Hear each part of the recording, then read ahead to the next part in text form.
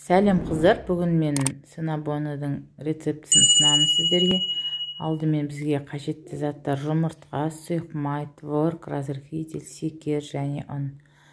Ең алдымен жұмыртқамызға секерімізді, разрыхлителімізді салып, сұйық майымызды құйып, жақсылап біркелкі масса болғанша араластырып аламыз. Венчикпен араластырамыз.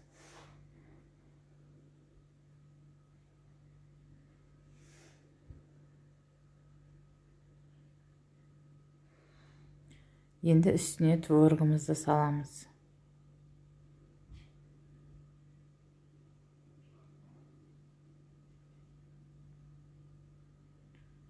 Тағы да венчикпен жақсылап араластырып аламыз.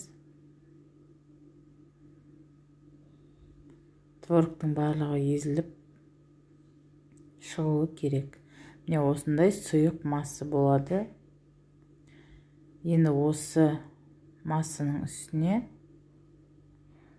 ситадан өткен ұнымызды саламыз. Ұн міндетті түрде ситадан өту керек. Енді жақсылап қамырлеп аламыз.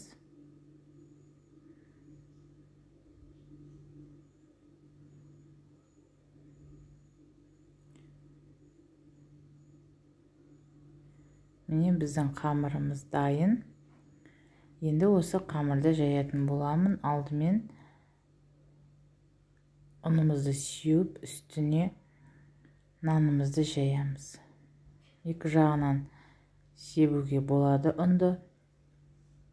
Оқтауымызға жабысып қалмас үшін қалыңдығы 1 см немесе 2 см болса, булочкамыз жақсы пісетін болады.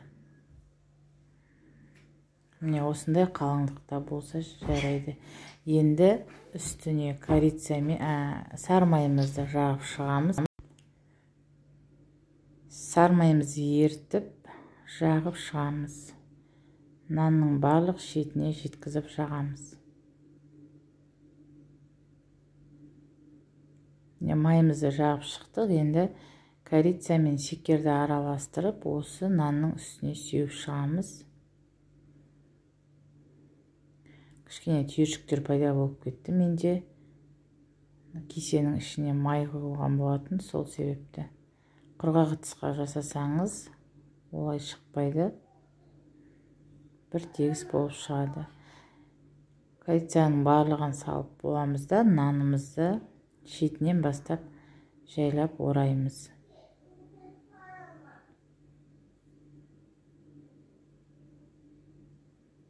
Тығыз қылып ораған дұрыс. Артынан булочкаларымыз ашылып кетпес үшін.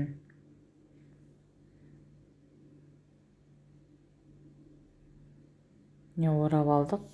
Енді жіппен екі жағынан қатты қысып тұрып кесіп шығамыз. Пышақпен кеспейміз, жіппен кессек те бір тегіс болып кесілетін болады. Жанынан көрсетейін. Осылай жіпті екі жағынан тартып, нанды кесіп аламыз.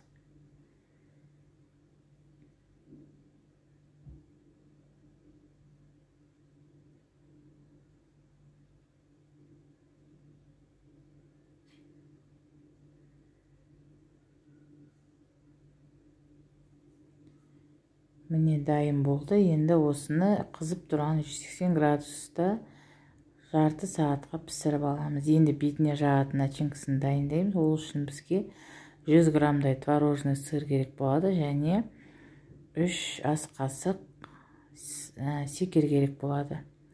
Жақсылап араластырып аламыз. Секер мен творожный сыр жақсылап араласу керек. Қасықпен араластыра береміз. Міне менің синабондарым дайын болды. Енді осы ыссы булочкалардың үстіне начинкамызды жағып шығамыз. Булочканы ыстық күйінде жаққанымыз дұрыс. Начинкамыз жақсы болып еріп жағылады. Жасап көріңіздер. Менің каналыма тіркелуді ұмытпаңыздар. Сіздермен бірге болған Өнер Жетпісбайқызы. лайк басып комментарий жазып кетіңіздер.